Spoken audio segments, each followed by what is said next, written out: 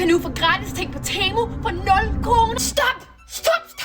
Ingenting er gratis. Okay, måske er prisen for den kemikaliefyldte plastikfylde, du køber lav. Men hvad er den rigtige pris? Det skal jeg fortælle dig. Dit gratis tøj er fyldt med mikroplast, som ender i havet, i dyr og til sidst i os. Fast fashion har en enorm CO2-udledning. Og hvis du ikke er med her, hvilket giver mening, hvis du køber fra Temu, så lad mig forklare helt enkelt, hvad det altså betyder. Fast fashion er altså lavet på olie og bliver produceret på fabrikker, der bruger kul og gas. Og det er ikke helt for godt. Når det tøj så er færdigt, bliver det sendt tværs over kloden fra Kina til dig, fordi du skal jo have det fra Kina. Og det udleder altså enorme mængder CO2, hvilket skaber klimaforandringer med ekstremt vejr og skaber altså en planet, der bliver sværere og sværere at leve på. Og ikke nok med det, der er også sindssygt dårlige arbejdsvilkår for dem, der så laver tøjet. De får alt for lav løn, de har alt for lange vagter, og så har de altså ikke bare lige en arbejdsgiver, de ringer til at klage. Nej, de har ingen rettigheder, og de har ingen sikkerhed. Så til jer influencer, der laver Shein og Temu hauls, I har et kæmpe ansvar. Jeres følgere ser op til jer. Hver køb I promoverer har altså kæmpe konsekvenser. Vær hellere et godt